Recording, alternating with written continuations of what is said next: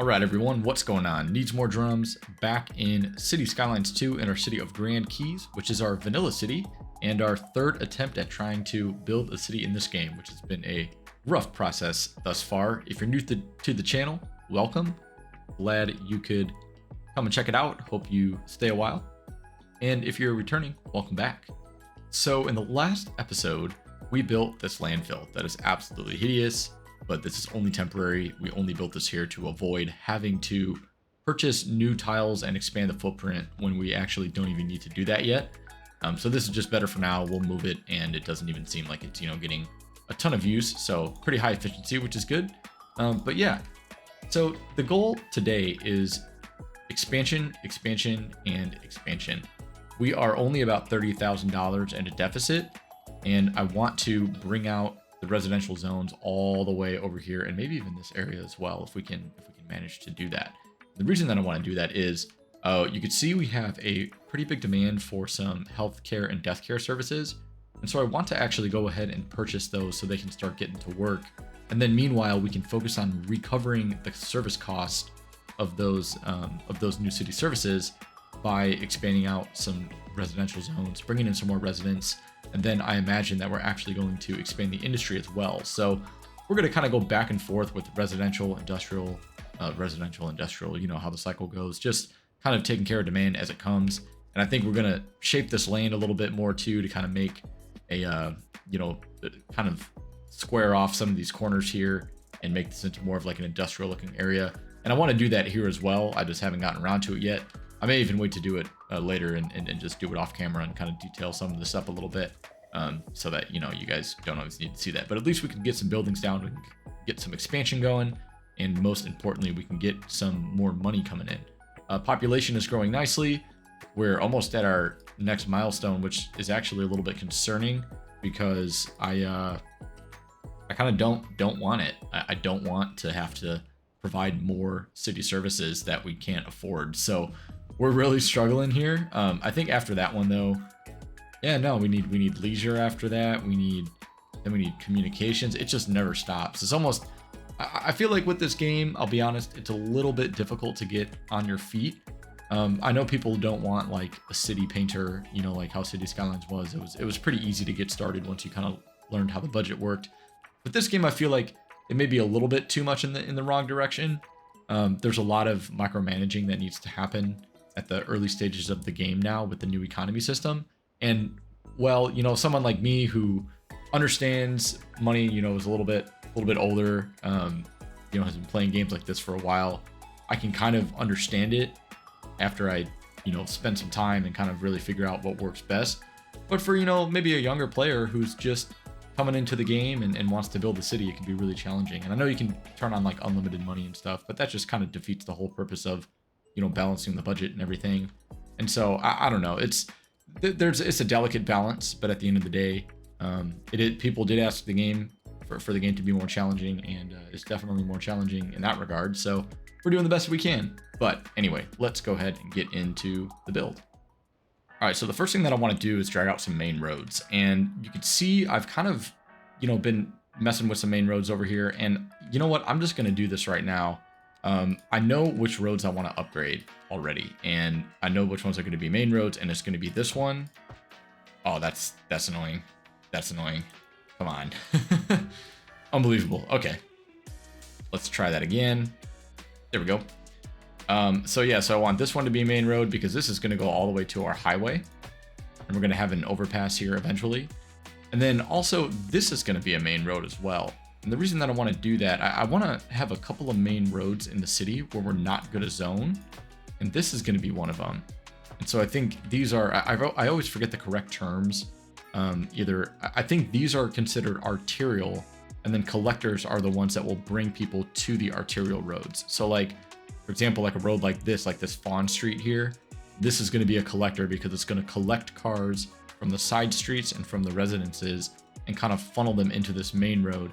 And I want to limit the connections that we're going to have to this main avenue here and this main avenue, so that traffic can flow. There's not going to be a ton of stoplights. There's going to be very, very limited connections, where a road like you could see like this Alyssa Street or this Fawn Street, they're going to have a lot more connections. as people kind of get more towards these arterial roads. So that's kind of the direction that I'm going here. And I want to bring this out all the way this way. So that will be a nice main road for us. And then I also want to maybe try to put one more in here and in here. But these will, within like this square here, will function more as collectors rather than arterial roads. And the reason that I want to do that is because I want to limit the connections to this Myrtle Street right here.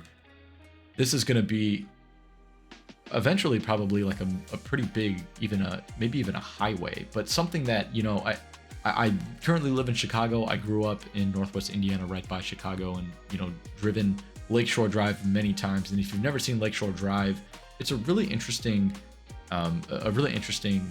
highway of sorts. So there's a part of it where there are stoplights and you go through like the big downtown park in the city of Chicago called Grant Park, and there's a lot of lights, but then there's a point where it completely transitions to like basically a small expressway. So there's only overpasses and, you know, on ramps and off ramps. There's no more stoplights until you get like way north, and then it basically ends and turns into like a regular road. But the point of that is I want to make this something similar to Lakeshore Drive in the future, where it'll just funnel traffic kind of through the city, as opposed to people that want to go around can take this, you know, this full-on expressway.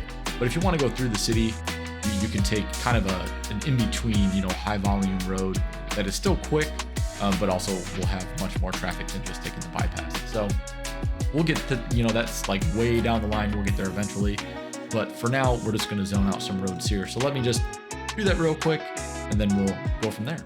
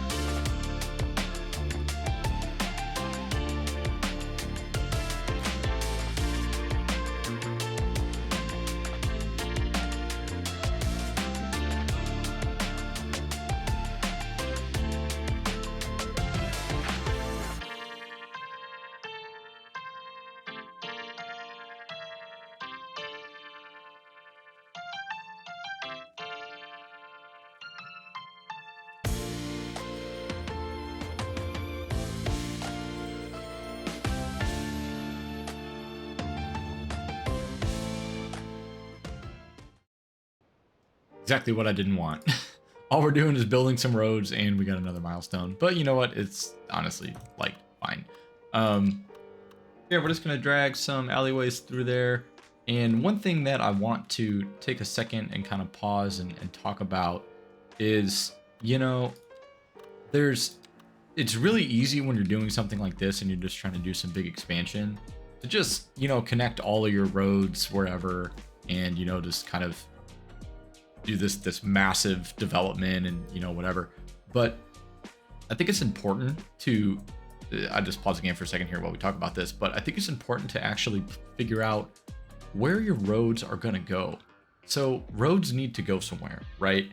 And like, it doesn't make sense. For example, you'll see like I don't like this right here. This is going to change because I don't like how we have an alleyway or a little, you know, these are alleyways, but they actually are, to me, they're more akin to like a regular street, although they don't have parking, which kind of sucks. But you know, you figure all these people have driveways, so they can park in their driveways anyway.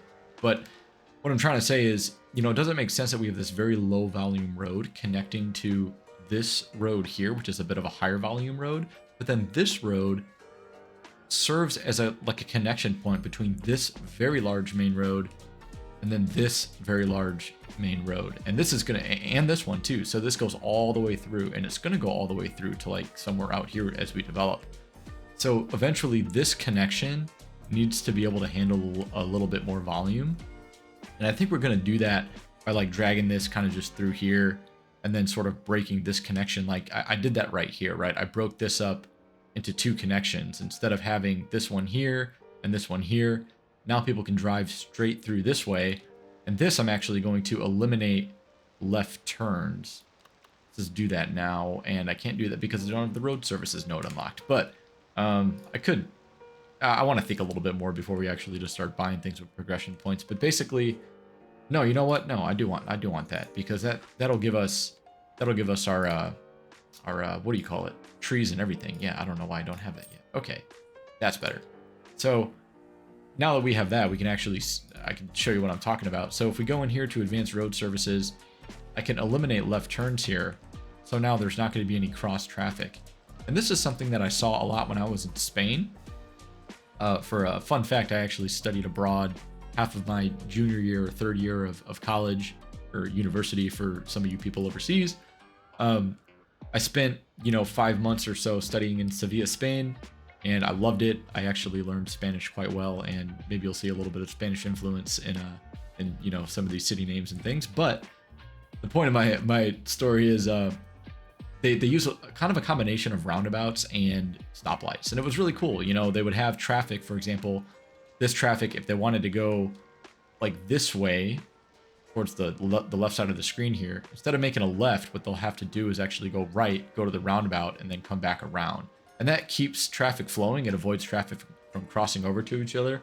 And you can see like we have, this four-way intersection here, like whatever.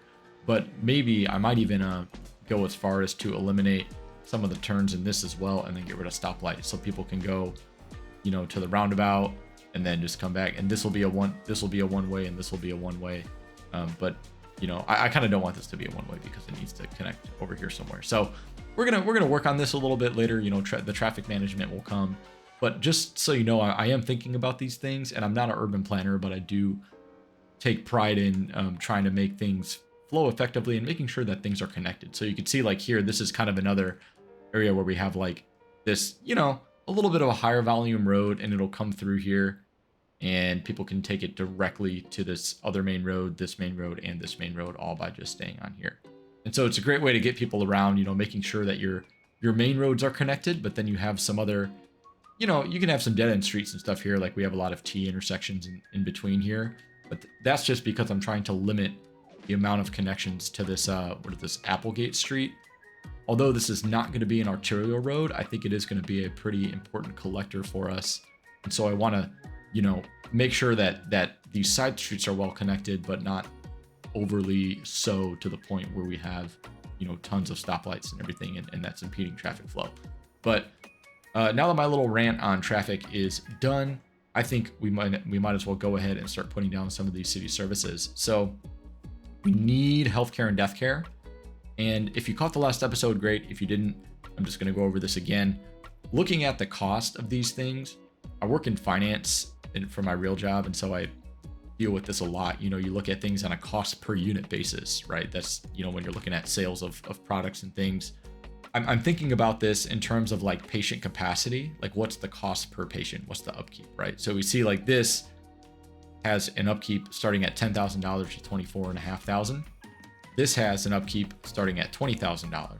And so this has 4 times the patient capacity as the small clinic, but it's only double the upkeep cost. Whereas this, you know, has a quarter of the capacity, but it's half the upkeep cost. So our cost per patient is significantly less with the regular medical clinic. And although it is like double the price, I get that. In the future, it's going to benefit us more to have this, because to place 2 of these would cost the same, and we would only have 50% total capacity, whereas this one we have, you know, 100, just, you know, thinking on an equal basis. So I'm going to go ahead and put this somewhere very accessible to everyone.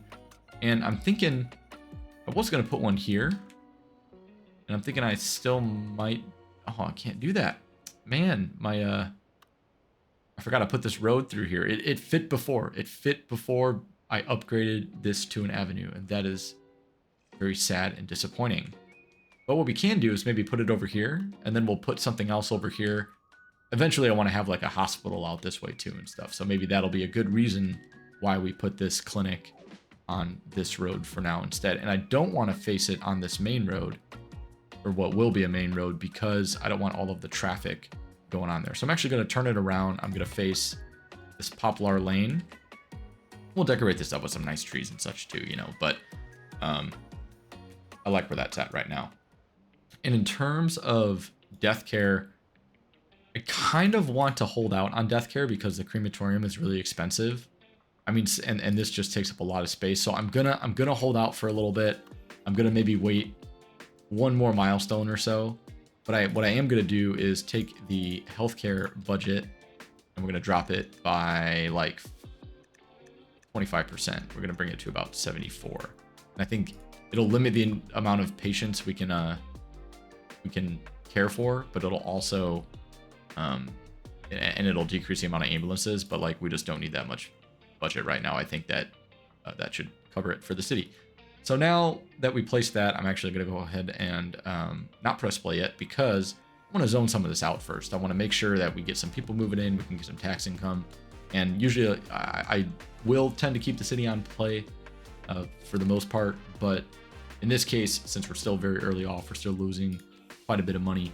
I don't really want to take that risk yet of just always having this on play. But once we're making money, there's really no reason to pause it. But we're not there yet. So we're going to go ahead and get this going, get this zoned out, and then I will talk to you guys in a minute.